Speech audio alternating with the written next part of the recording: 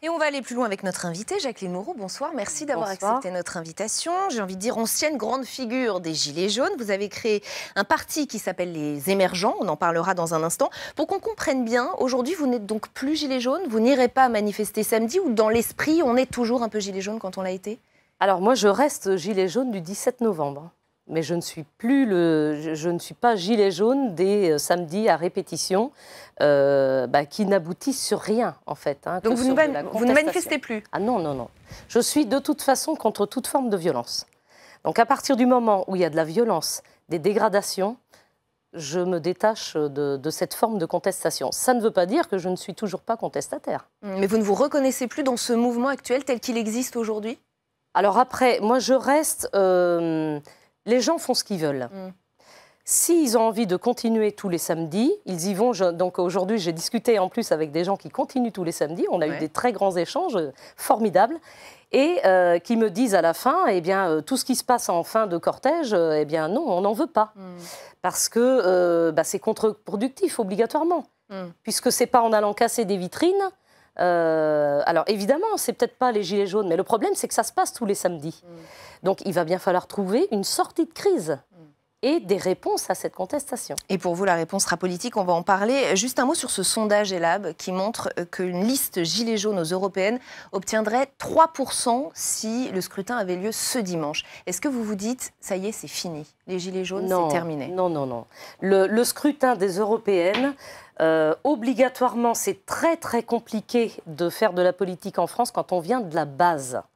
Donc déjà, il faut avoir 800 000 € pour aller aux européennes. Alors, qui, dans les personnes de la base, peut réussir à réunir cette somme? Donc déjà, il y a un frein. Alors après, ceux qui y vont, moi je les salue parce que je sais combien le parcours est compliqué. Est-ce que ça sera contre-productif ou pas? Moi, je reste... en attente parce que un électeur, c'est comme une femme avec son coiffeur. On est très volatile. Vous avez entendu cette phrase dans le sujet de Samia Dechir, cette phrase d'Emmanuel Macron mardi dernier qui nous dit précisément « Lorsqu'on va dans des manifestations violentes, on est complice du pire ». Qu'avez-vous pensé de cette phrase ?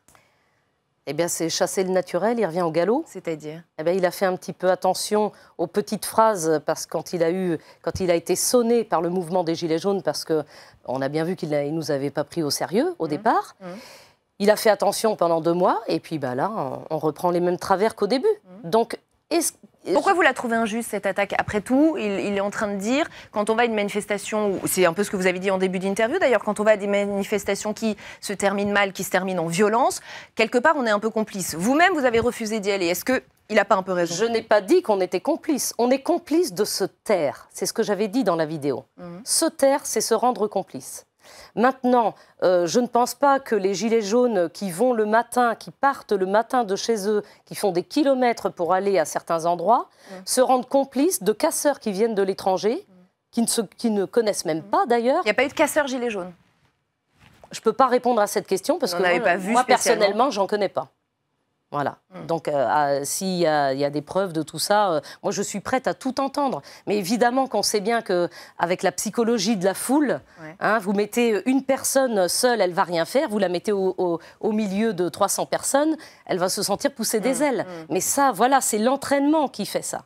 Il y a une autre réaction de l'exécutif cette semaine, c'est celle de Brune Poirson sur notre antenne hier. Alors d'abord, elle a approuvé la charge du président. Et aux manifestants, elle leur dit ceci. On l'écoute et je vous fais réagir après.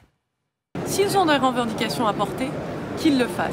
Qu'ils le fassent dans le cadre du grand débat, qu'ils le fassent dans le cadre d'une manifestation qui soit pacifique, mais qu'ils ne le fassent pas en cassant des choses et en professant des insultes antisémites. Alors, elle dit comme vous, mais elle dit aussi porter vos revendications dans le cadre du grand débat. Est-ce que vous l'avez fait, par exemple? Bien sûr, mais ça, tout le monde l'a fait. Vous êtes allé à un grand débat? Alors, bien sûr, nous, on a organisé au sein de ma petite commune de 840 habitants, 844, un grand débat. Et on avait en face des gilets jaunes qui n'étaient venus que parce que j'étais là, uniquement pour m'invectiver.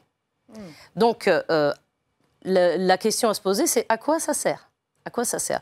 Et en plus, on avait quand même une petite sphère de fachos. Ça n'a pas été relayé dans les médias parce que le journaliste m'a dit, je lui ai demandé, est-ce que vous allez en parler dans votre journal? Il m'a dit, on ne va pas jeter de l'huile sur le feu. Oui, mais dans ce cas-là, il ne dit pas la vérité. Parce que la vérité de ce débat, c'était ça. Et je voudrais dire, dimanche dernier, j'ai un groupe de gilets jaunes qui est venu m'invectiver chez moi, devant chez moi, en faisant un Facebook Live qui leur a servi à rien puisque je ne suis pas sortie. J'ai été insultée quand même. Vous êtes persona non grata aujourd'hui dans le mouvement des Gilets jaunes? Non, non, parce que les personnes que j'ai croisées aujourd'hui au salon, vous n'étiez pas hostile. Je n'ai rencontré aucune hostilité. Aucune. Maintenant, j'ai fait rentrer une de ces personnes qui sont venues devant chez moi dimanche dernier. Cette personne-là, en fait, après explication, eh bien, était à 100% d'accord avec moi. Et sur le grand débat, vos revendications, vous avez eu le sentiment de pouvoir les exprimer? Vous trouvez que c'est utile finalement ce grand débat, comme le demande Brune Poirson? Cessez de manifester, exprimer vos idées dans le grand débat? Alors, moi, j'étais et je suis toujours pour le dialogue. Parce que j'estime qu'il vaut mieux un mauvais dialogue qu'une bonne guerre. Maintenant, c'est sûr il va falloir à un moment faire un choix. Ou on continue à discuter et peser dans les débats. Après, il va y avoir des réponses apportées par le gouvernement. C'est inévitable. S'il ne le fait pas, mais enfin, je crains le pire. Plutôt que continuer, moi je ne suis pas pour ça, pour ces manifestations tous les samedis, qui pénalisent énormément le commerce français, l'économie. Et on l'a vu, hein, donc c'est très très grave parce que quand on a des personnes qui mettent la clé sous la porte, un commerçant ou une commerçante qui met la clé sous la porte à cause des gilets jaunes, moi honnêtement ça me fait mal. Et en plus ces personnes-là ont souvent hypothéqué leurs biens personnels. Il faut aussi en tenir compte. Donc aujourd'hui vous avez créé un parti, ça s'appelle les Émergents.